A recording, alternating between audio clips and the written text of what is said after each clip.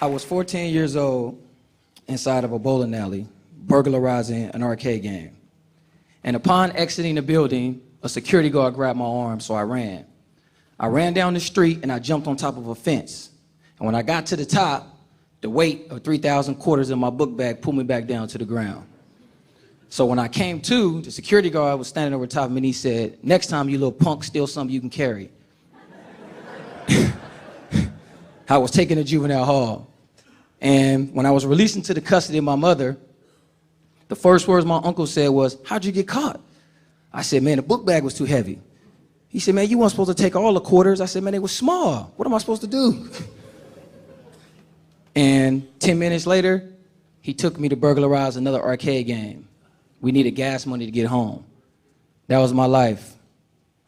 I grew up in Oakland, California, with my mother and members of my immediate family addicted to crack cocaine. My environment consisted of living with family, friends, and homeless shelters. Oftentimes, dinner was served in bread lines and soup kitchens. The big homie told me this: money rules the world and everything in it. And in these streets, money is king. And if you follow the money, it'll lead you to the bad guy or the good guy. Soon after, I committed my first crime. And it was the first time that I was told that I had potential and felt like somebody believed in me. Nobody ever told me that I could be a lawyer, doctor, or engineer. I mean, how was I supposed to do that? I couldn't read, write, or spell. I was illiterate. So I always thought crime was my way to go. And then one day, I was talking to somebody and he was telling me about this robbery that we can do. And we did it. The reality was that I was growing up in the strongest financial nation in the world, the United States of America, while I watched my mother stand in line at a blood bank to sell her blood for $40 just to try to feed her kids. She still has the needle marks on her arms to this day to show for that. So I never cared about my community. They didn't care about my life. Everybody there was doing what they was doing to take what they wanted. The drug dealers, the robbers, the blood bank. Everybody was taking blood money. So I got mine by any means necessary. I got mine. Financial literacy really did rule the world. And I was a child slave to it, following the bad guy. At 17 years old, I was arrested for robbery murder. And I soon learned that finances in prison ruled more than they did on the streets, so I wanted in. One day, I rushed to grab the sports page of the newspaper so my cellie can read it to me. And I accidentally picked up the business section. And this old man said, "Hey, youngster, you pick stocks?" And I said, "What's that?" He said, "That's the place where white folks keep all their money." And it was the first time that I had saw a glimpse of hope, a future. He gave me this brief description of what stocks were, but it was just a glimpse. I mean, how was I supposed to do it? I couldn't read, write, or spell. The skills that I had developed to hide my illiteracy no longer worked in this environment. I was trapped in a cage, prey among predators, fighting for freedom I never had. I was lost, tired, and I was out of options. So at 20 years old, I did the hardest thing I'd ever done in my life. I picked up a book. And it was the most agonizing time of my life. Trying to learn how to read, the ostracizing from my family, the homies. It was rough, man. It was a struggle. But little did I know, I was receiving the greatest gifts I'd ever dreamed of. Self-worth, knowledge, discipline. I was so excited to be reading that I read everything I can get my hands on. Candy wrappers, clothing logos, street signs, everything. I was just reading stuff. I was so excited to know how to read and know how to spell. The homie came up and said, "Man, what you eating?" I said, "C-A-N-D-Y, candy." He said, "Let me get some." I said, "N-O, no." It was awesome. I mean, I can actually now, for the first time in my life, read. The feeling that I got from it was amazing. And then at 22, feeling myself, feeling confident, I remember what the OG told me. So I picked up the business section of the newspaper. I wanted to find these rich white folks. So I look for that glimpse.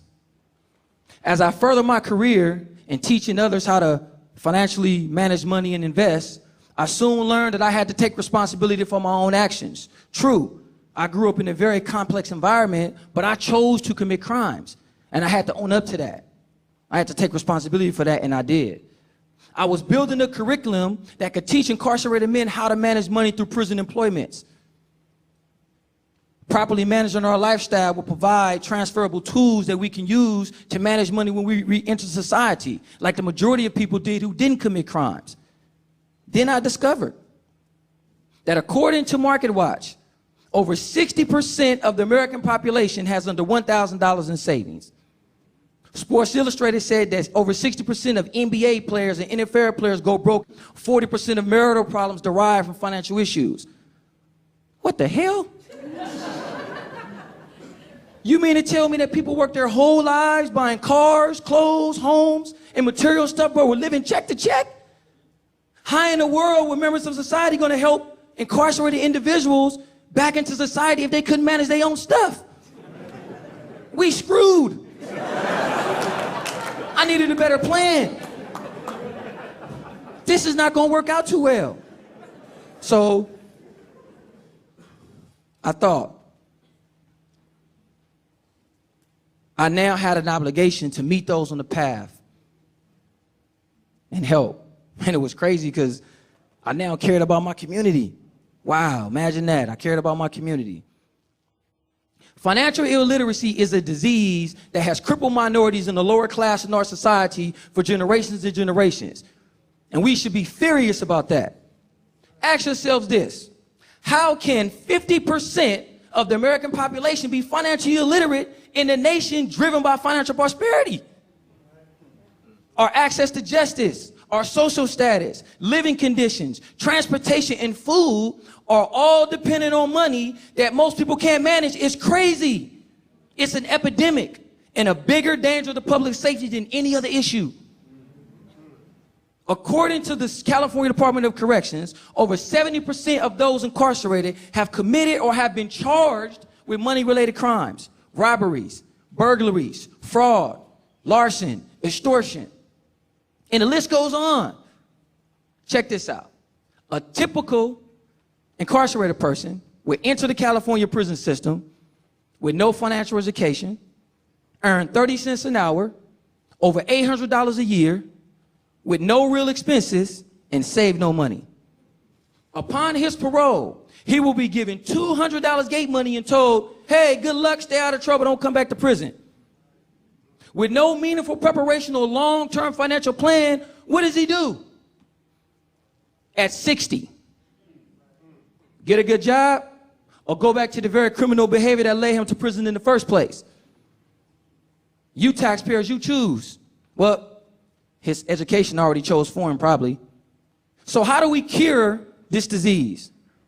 I co-founded a program that we call Financial Empowerment Emotional Literacy. We call it FEEL.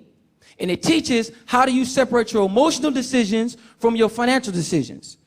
And the 4 timeless rules to personal finance. The proper way to save. Control your cost of living. Borrow money effectively. And diversify your finances by allowing your money to work for you instead of you working for it. Incarcerated people need these life skills before we re-enter society. You can't have full rehabilitation without these life skills. This idea that only professionals can invest and manage money is absolutely ridiculous. And whoever told you that is lying.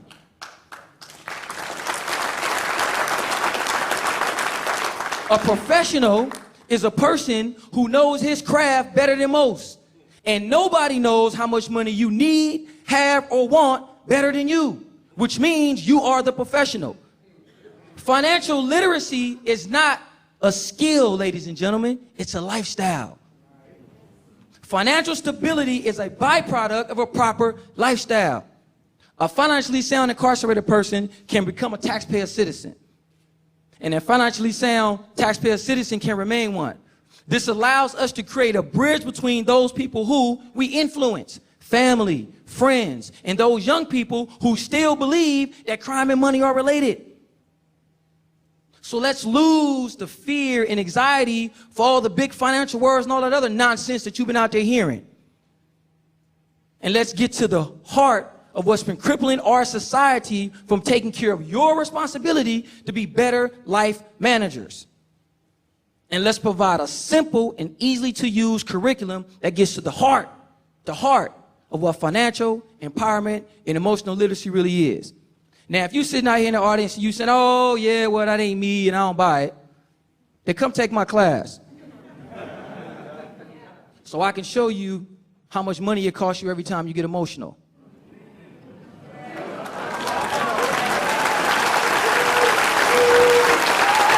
Thank you, guys. Thank you.